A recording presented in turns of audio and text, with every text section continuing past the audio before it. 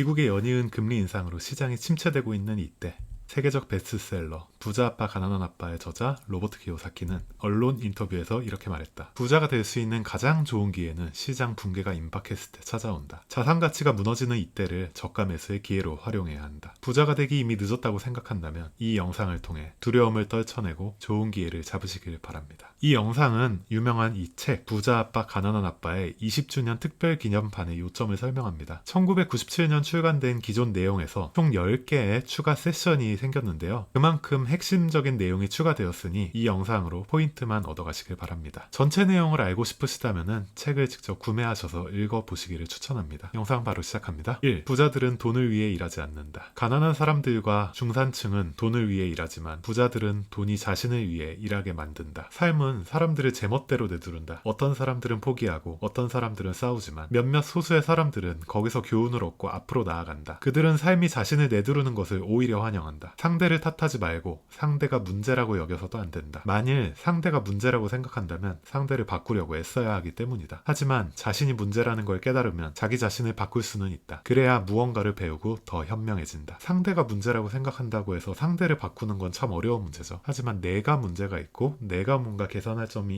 있는지 생각을 한다면 나를 바꾸는 건 충분히 가능하다는 그런 이야기이죠. 대부분의 사람들은 돈 문제와 관련해서는 안전을 추구하고 안정감을 느끼고 싶어 한다. 그래서 열정이 아니라 두려움을 따른다. 대부분의 사람들은 더 많은 돈이 주어지면 더 많은 빚에 빠져들 뿐이다. 대부분의 사람들이 계속 참고 일을 하는 이유는 두려움 때문이다. 청구서를 제때 내지 못할지도 모른다는 두려움, 해고될 수 있다는 두려움, 돈이 부족할지도 모른다는 두려움, 모든 걸 새로 시작해야 할지도 모른다는 두려움 등등. 이것이 바로 직장에서 일하는 법을 배워서 돈을 위해 일해야 할 때 지불해야 하는 대가다. 대부분의 사람들은 그렇게 돈의 노예가 되고 애꿎은 사장을 탓한다. 대부분의 사람들은 자신이 이성 대신 감정을 사용해 생각하고 있다는 사실을 깨닫지 못한다. 직장은 장기적 문제에 대한 단기적 해결책일 뿐이다. 대부분의 사람들은 두려움과 욕망이라는 감정에 휘말려 월급 봉투와 임금 인상, 안정적인 직장만을 쫓는다. 그런 감정이 지배하는 사고가 자신을 어디로 몰고 갈지도 전혀 모르면서 말이다. 이것은 마치 당나귀가 코앞에 매달린 당근을 쫓아가는 상황과 비슷하다. 당근을 손에 들고 있는 주인을 맹목적으로 따르는 것과 다르지 않다. 당나귀 주인은 그런 식으로 자기가 원하는 곳으로 가지만 당나귀는 환상을 쫓고 있는 것에 불과하다. 다음 날에도 그 다음 날에도 당나귀는 새 당근만 받으면 끝이니까. 이 전장에 보시면은 감정이 지배하는 사고가 자신을 어디로 몰고 갈지 모른다고 하는데 이게 당나귀의 입장에서 눈앞에 보이는 당근만 쫓아가기 때문에 두려움에 쫓겨 아니면은 어떤 욕심에 쫓겨가는 삶을 산다는 거죠. 하지만 부자들은 당나귀가 아니라 당나귀가 보고 있는 당근을 들고 있는 그 주인과 같은 거죠. 그 사람들은 자신이 활용할 수 있는 어떤 돈이나 여러 가지 자원을 이용해서 자신이 가고자 하는 부자가 되는 방향으로 간다는 그런 이야기겠죠. 2. 왜 금융 지식을 배워야 하는가? 중요한 것은 얼마나 버느냐가 아니라 얼마나 보유하느냐다. 지식은 문제를 해결하고 돈을 창출한다. 금융 지식 없이 생긴 돈은 곧 사라진다. 금융 지식을 굉장히 강조합니다. 특히 부자 아빠가 말하는 여러 가지 내용 중에서 이 금융 지식 없이 그냥 돈만 벌고 싶다는 어떤 그런 생각과 욕심으로 투자를 했을 때는 거의 대부분 실패를 한다고 하고요. 운 좋게 돈을 벌었다고 하더라도 그 돈이 순식간에 사라진다고 합니다. 그래서 말하자 얼마나 버느냐가 아니라 얼마나 보유하느냐가 중요하다고 말이죠. 엠파이어 스테이트 빌딩을 건축할 때에는 가장 먼저 깊은 구덩이를 파고 튼튼한 토대를 쌓아야 하지만 교외에 주택을 지을 때에는 15cm 두께의 콘크리트만 부어 넣으면 된다. 그런데 많은 사람들이 빨리 부자가 되고 싶은 마음에 15cm의 콘크리트 기반 위에 엠파이어 스테이트 빌딩을 지으려고 한다. 기초가 튼튼해야지 거대한 빌딩을 지을 수 있겠죠. 많은 사람들이 부자는 빨리 되고 싶은데 그만큼의 부자가 될 공부라든가 경험, 준비가 안 돼 있어요. 저자는 이 부분을 콕 집어서 이렇게 이야기를 하는 것이죠. 여기서 또 중요한 개념 하나 나옵니다. 부자들은 자산을 확보하지만 가난한 이들과 중산층은 부채를 확보하고 자산이라 여긴다. 로버트 기요사키가 이야기하는 자산과 부채의 개념은 일반 개념과는 조금 달라요. 기요사키가 말하는 자산은 나의 주머니에 돈을 넣어주는 것을 자산이라고 말을 하고 부채는 나의 주머니에서 지속적으로 돈을 빼가는 것을 부채라고 말을 합니다. 이것은 이따가 자료화면을 통해서 조금 더 설명을 드릴게요. 만약 벌어들이는 돈을 모두 쓰는 것이 당신의 패턴이라면 소득이 소득의 증가는 지출의 증가만을 초래할 뿐이다. 억대 연봉을 버는 사람이라도 억 단위로 쓴다. 그럼 내 손에 남는 돈은 사실 없겠죠. 돈을 많이 버는 것보다 돈을 어떻게 쓰는지도 굉장히 중요하고 그 돈을 어디에 쓰는지 굉장히 중요하다고 이야기를 합니다. 80%에 달하는 대부분의 가구에서는 재정과 관련된 이야기를 할 때 열심히 일해서 앞으로 나아가자고 말한다. 하지만 이러한 노력은 자산 대신에 부채를 구입하는 데 삶을 소진하는 바람에 무의에 그치고 만다. 돈에 대해 제대로 이해하지 못한다면 결국 돈에 가공할 힘에 휘둘리는 노예가 되고 만다. 열심히 일하는 게 나쁘다는 뜻은 아닌데요. 열심히 일을 해서 자산을 사야 하는데 부채를 사는 행위가 아주 큰 실수라고 이야기를 하죠. 자, 아까 이야기했던 자료 화면인데요. 일하는 사람의 이 수입과 지출 패턴이에요. 그 부자 아빠 가난한 아빠 보신 분은 이 재무제표가 굉장히 익숙할 텐데요. 재무제표를 굉장히 심플하게 설명을 합니다. 맨 위에 네모칸은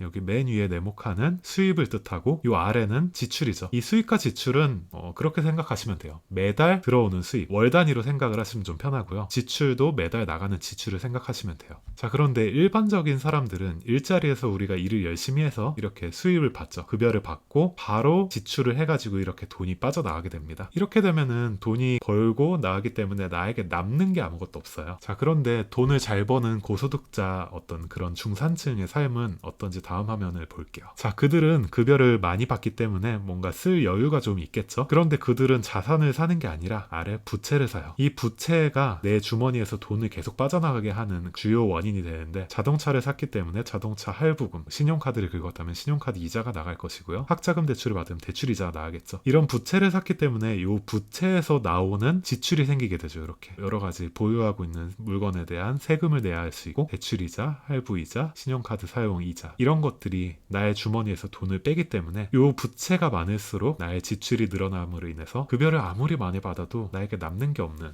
그런 사이클이 되는 거죠. 반면에 부자들은 이렇게 행동을 합니다. 직장에서 돈을 벌어요. 임금을 벌면은 그 돈을 자산을 사는데 투자를 해요. 기요사키는 대부분 사실 저축보다는 투자에 대한 이야기를 많이 해요. 그 투자해놓은 자산이 지출로 나가는 게 아니라 지출보다 더 많은 수입을 안겨준다는 거죠. 어떤 아파트를 사는데 아파트 임대를 줬어요. 아파트를 보유하고 있으면 어떤 매년 나가는 보유세, 아파트에 관련된 수리비 등등 기타 여러 가지 비용이 나가겠죠. 그 비용을 한 200만 원이라고 쳐봅시다. 그런데 이 집에서 매달 월세로 들어오는 비용이 300만 원이라고 해볼게요. 지출 200만 원을 갖고도 수입이 100만 원이 늘어나는 그런 물건이 되겠죠. 그런 투자가 기요사키가 말하는 자산의 개념에 해당이 된다는 거죠. 그렇기 때문에 그들은 여러 가지 자산을 이렇게 소유를 하고 그 자산이 나에게 꼬박꼬박 수입을 안겨주는 겁니다. 부자들은 여기서 한 발 더 나가서 이 수입에서 번 돈, 추가된 돈을 활용해가지고 또 다른 자산을 사게 돼요. 그 자산은 나에게 또 다른 수입을 안겨주게 됩니다. 이것이 기요사키가 말하는 자산과 부채의 개념이죠. 아주 중요하니 꼭 기억해 두시길 바랍니다. 3. 부자들은 자신을 위해 사업을 한다. 재정적으로 안정이 되려면 자신만의 사업에 관심을 기울여야 한다. 부자들은 자산 부문에 초점을 맞추는 데 반해 다른 이들은 소득 명세서에 집중한다. 재정적 공경에 부딪히는 것은 평생 다른 누군가를 위해 일하는 데 따르는 직접적인 결과인 경우가 많다. 은퇴 후 자신이 그동안 기울였던 노력의 결과를 보여줄 수 없는 상태가 되는 사람들이 너무나도 많다. 순자산이 정확하지 않은 주된 이유 중 하나는 자산을 매각하는 순간 이득에 대한 세금이 붙기 때문이다. 주식을 사고 나서 이익을 보고 팔 때도 주식에 대한 양도세가 붙고요. 특히 부동산은 지금은 침체기라고 하지만 양도세 자체가 굉장히 무겁기 때문에 팔았을 때 순자산이 생각한 것보다 많이 남지 않는 경우가 굉장히 많아요. 그래서 투자를 할 때 그런 부분을 계산을 잘 해야 된다는 이야기죠. 기요사키는 사실 그런 부동산에 대한 투자를 했으면은 거기서 매달 나오는 현금 흐름을 만들어서 그것을 계속 가지고 있으라고 이야기를 하죠. 자, 그래서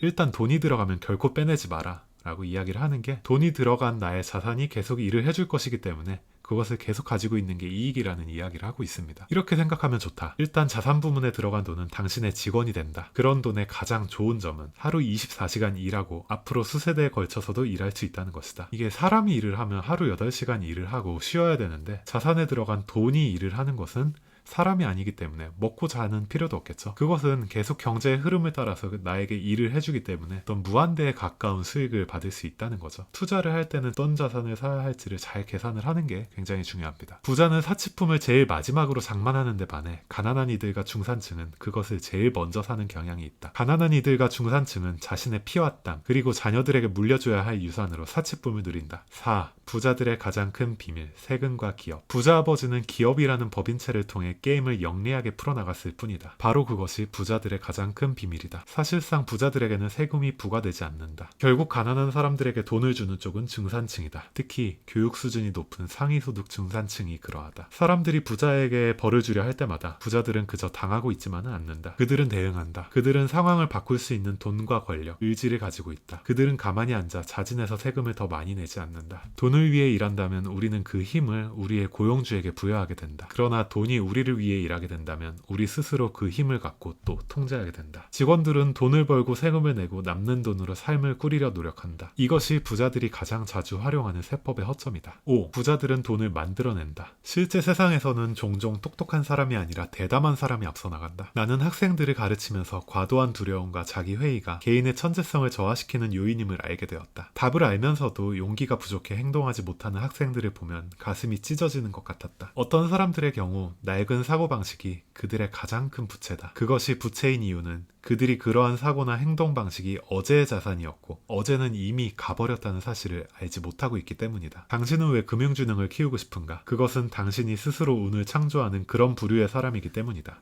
우리 모두가 갖고 있는 가장 강력한 자산은 바로 우리의 정신이다. 제대로만 훈련시킨다면 우리의 정신은 순식간에 엄청난 부를 만들어낼 수 있다. 정신을 훈련하지 않는다면 미래의 자손들에게 극단적인 빈곤만을 물려주게 될 수도 있다. 기회가 너무 복잡하고 투자 내용이 너무 난해할 때 나는 투자하지 않는다. 부자가 되는 데에는 간단한 산수 능력과 일반 상식만 있으면 된다. 기요사키가 굉장히 강조하는 부분 중에 하나인데요. 부자가 되기 위해서 어려운 투자를 꼭 알아야 된다는 게 아니고 조금만 배워서 알 수 있는 일반 상식과 산수 능력이면은 충분히 돈을 벌 수 있다고 합니다. 어떻게 그런 게 가능할지 한번 계속 읽어보겠습니다. 안정적인 투자는 지나치게 깨끗한 감이 있는데 그것은 곧 너무 안전하여 수익이 적다는 의미이다. 자기가 하는 일을 잘 알면 도박이 아니다. 무작정 돈을 부어놓고 기도를 올린다면 그게 바로 도박이다. 좋은 기회는 눈으로 볼 수 있는 게 아니라 마음으로 봐야 하는 것이다. 당신의 가장 큰 자산은 당신이 아는 것들이고 당신의 가장 큰 리스크는 당신이 모르는 것이다. 6. 돈을 위해 일하지 말고 교훈을 위해 일하라. 교육 수준이 높은 나의 가난한 아버지는 직업적 안정성을 중시했지만 부자 아버지는 다양한 경험을 강조했다. 나는 재능 있는 사람들의 수입이 형편없는 데에 대해 늘 충격을 받는다. 일자리란 겨우 목구멍에 풀칠하는 것이라는 옛말이 있다. 불행히도 수없이 많은 사람들에게 해당하는 이야기다. 나는 젊은이들에게 얼마나 버느냐 보다는 무엇을 배울 수 있는지를 보고 일자리를 찾으라고 권한다. 인생은 운동하러 체육관에 가는 것과 많이 닮았다. 가장 힘든 부분은 출발하기로 결정하는 데 있다. 체육관까지 나가기 위해 문을 여는 그 순간을 말하는 거죠. 일단 그것만 넘어가면 나머지는 쉬워진다. 이 세상은 가난한 인재들로 가득하다. 많은 경우 그들은 재정적으로 고생하거나 실제 능력보다 적게 버는데 이는 그들이 아는 것 때문이 아니라 그들이 모르는 것 때문에 벌어지는 일이다. 기술적 전문성에는 나름의 강점과 약점이 따른다. 돈을 주는 것은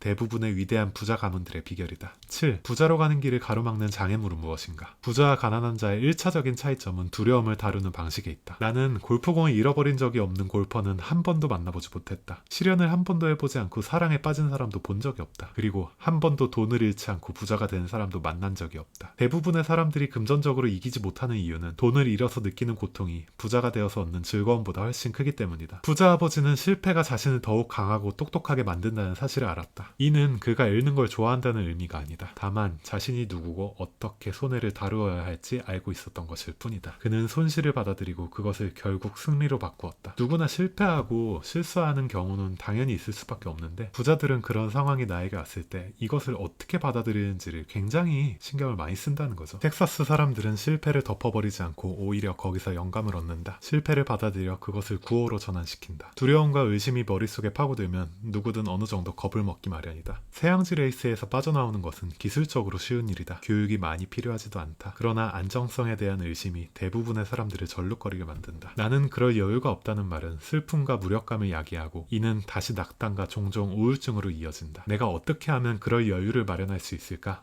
라는 말은 가능성과 흥분, 꿈을 열어젖힌다. 나 자신에게 먼저 지불하면 금전적으로, 정신적으로, 그리고 재정적으로 더 강해진다. 돈과 금융, 투자 분야에는 자신이 무슨 말을 하는지도 모르는 사람들이 참으로 많다. 8. 부자가 되는 10단계. 1. 현실보다 더 좋은 이유를 찾으라. 2. 매일같이 선택하라. 3. 친구는 신중하게 골라라. 4. 하나의 방식에 통달한 후 새로운 것을 익혀라. 5. 자기 자신에게 먼저 지불하라. 6. 중개인에게 넉넉하게 지불해라. 7. 인디언들처럼 주고받아라. 8. 자산을 이용해 사치품을 사라. 9. 당신의 영웅을 선택하라. 10. 가르치라. 그러면 받으리라. 요거 10개를 잠깐 짧게 책에 나온 거 설명을 해드릴게요. 현실보다 더 좋은 이유를 찾으라. 1번 같은 경우에는 내가 왜 그래야 하는지 이 강렬한 이유를 찾지 못하면 실행하기 어렵다고 이야기를 해요. 내가 부자가 되고 싶다면 왜 부자가 되고 싶은지 그 확실한 이유를 찾아야 실행할 수 있다는 거죠. 매일같이 선택하라는 이야기는 선택을 함으로 인해서 어떤 결과가 생긴다라고 이야기를 하는데, 선택을 하지 않는 것도 선택이에요. 사실은 어떤 상황이 왔을 때 선택한다는 거는 내가 선택할 수 있는 힘을 기를 수 있기 때문에 투자 상황이나 기회를 찾아왔을 때 내가 뭔가 빠르게 결정할 수 있는 그 힘이 길러진다는 거죠. 세 번째, 친구 같은 경우에는 그런 말이 있죠. 주위의 환경에 따라서 사람이 많이 바뀐다고. 내 주위에 굉장히 부정적인 이야기만 하는 사람이 있다면 나도 거기에 물들어서 부정적인 이야기를 하게 되고요. 내 주위에 굉장히 긍정적이고 열심히 사는, 그리고 부자로 사는 사람들이 있다면은 나도 그들에게 그런 것을 배우고 똑같이 부자가 될 수 있다는 이야기입니다. 네 번째, 하나의 방식에 통달한 후 새로운 것을 익혀라. 일단 한 번에 여러 가지를 익히는 것보다는 한 가지 방식을 완벽하게 익힌 다음에 이것을 내 것으로 만들면은 새로운 것을 익힐 때 플러스 알파가 된다는 거죠. 다섯 번째, 자기 자신에게 먼저 지불하라. 본문에서 이런 이야기를 해요. 매 월말 나가야 하는 세금이 있는데 사람들은 그것을 먼저 내고 남는 돈으로 나에게 지불한다고 하는데, 부자 아빠는 자신에게 필요한 것을 지불하고 그 이후에 어떻게든 그것을 낼 방법을 찾으라고 이야기를 해요. 그러므로 인해서 나의 금융지능이 계속 발달하게 되고 생각이 열린다라고 표현을 하죠. 중개인에게 넉넉하게 지불하라는 이야기는,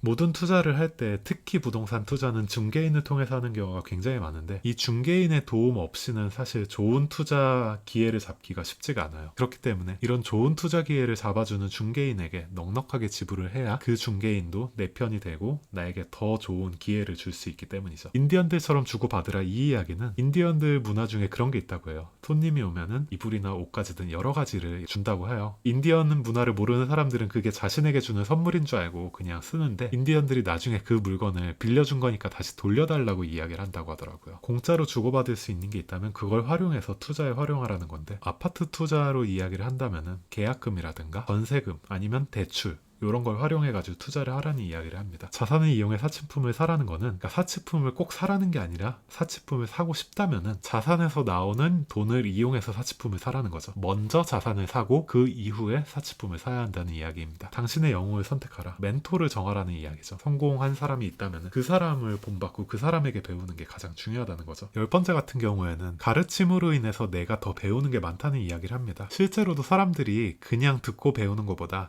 그 내용을 직접 다른 사람에게 가르침으로 인해서 내가 더 얻는 게 많다고 이야기를 해요. 여기까지 정리하고 다음 장으로 넘어갈게요. 금은 어디에나 있다. 대부분의 사람들은 그것을 보도록 훈련받지 못한 것뿐이다. 강력한 이유나 목적이 없다면 그 삶이 무엇이든 어렵기 마련이다. 아까 첫 번째 얘기했던 거죠. 이유를 찾으라고 하는 이야기인데, 강력한 이유나 목적이 필요하다고 이야기합니다. 금전적으로 볼 때 손에 돈이 들어올 때마다 우리는 미래를 선택할 수 있는 힘을 갖게 된다. 부자가 될지 가난한 자가 될지 아니면 중산층이 될지 말이다. 인구의 90%가 TV를 사고 10%만이 경제 경영 서적을 산다. 이 영상을 보고 경제 관련 도서를 보는 여러분들은 10% 안에 든다는 이야기죠. 교육 수준이 높거나 자신이 똑똑하다고 믿지만 그들 자신의 대차대조표가 사뭇 다르게 그려지는 사람들을 우리는 알고 있다. 나는 돈을 가진 친구들은 돈에 대해 이야기한다는 사실을 알아차렸다. 잘난 척한다는 것이 아니라 그저 돈이라는 주제에 관심이 있다는 것이다. 실제로도 부자들을 제가 많이 만나봤는데 다 돈에 관련된 이야기를 많이 해요. 자기가 돈을 많이 갖고 있다는 자랑, 이런 걸 하는 게 아니라 어떻게 하면 돈을 더 벌릴 수 있을지, 그리고 이 돈을 지킬 수 있을지, 또 새로운 좋은 투자 방법은 없는지, 이런 것들에 대한 이야기를 굉장히 자연스럽게 많이 표현을 하더라고요. 그래서 나는 그들로부터 배우고 그들 역시 나로부터 배운다. 당신이 지금 하는 일이 지겹다면,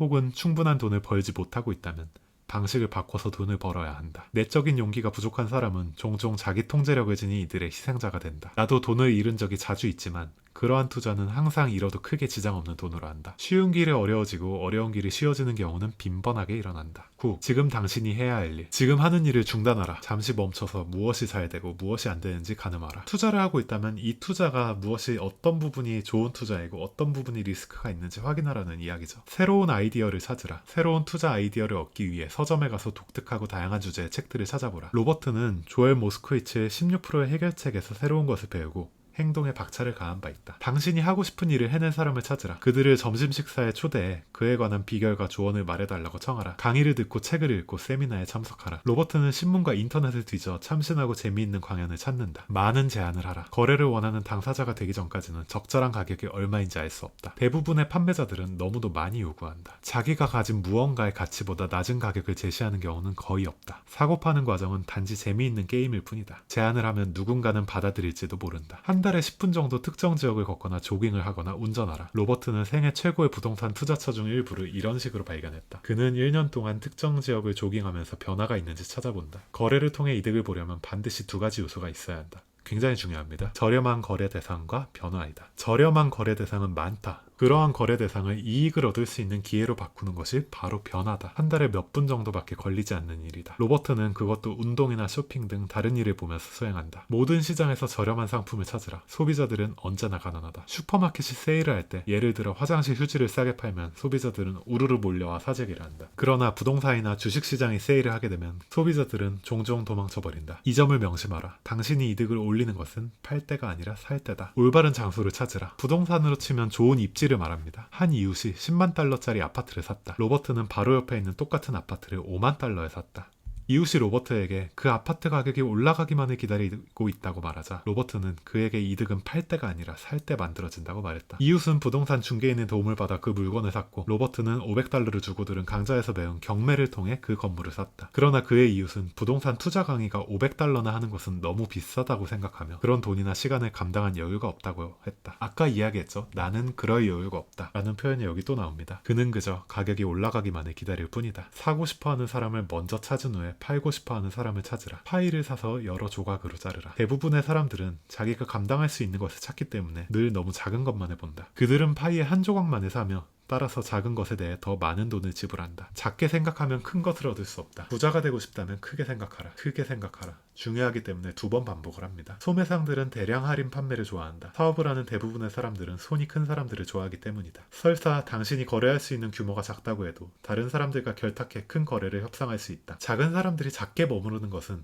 그들이 작게 생각하고 혼자 행동하거나 혹은 전혀 행동하지 않기 때문이다. 역사에서 배우라. 증권거래소에서 볼 수 있는 큰 회사들은 모두 작은 회사에서 시작되었다. 60대에 모든 것을 이룬 후 샌더스 대령은 부자가 되었고 30이 되기 전에 빌 게이츠는 세계 최고의 부자 중 한 명이 되었다. 행동은 늘 행동하지 않는 것보다 낫다. 행동을 취해야만 경제적인 보상을 얻을 수 있다. 그러니 지금 행동하라. 오늘 영상은 여기까지입니다. 20주년으로 추가된 거에 대한 핵심적인 부분만 뽑아서 이야기를 했어요. 사실 이 책은 어떤 투자의 방법이라기보다는 투자자의 마인드, 투자자의 본질, 그리고 이제 투자를 하고 싶다면은 입문서로 읽기에 굉장히 좋은 내용들이 많이 있습니다. 저는 이 책을 4번 정도 봤고요. 그 부자아빠 시리즈를 굉장히 많은 책을 다 가지고 있어요. 비슷한 내용을 여러 번 이야기하기는 하지만 얻을 수 있는 것도 많기 때문에 꼭 한번 읽어보시길 바랍니다. 이번 영상이 도움이 되셨다면 구독과 좋아요 부탁드립니다. 저는 다음에 또 다른 좋은 투자 관련 영상으로 찾아뵙겠습니다. 감사합니다. 좋은 하루 되세요.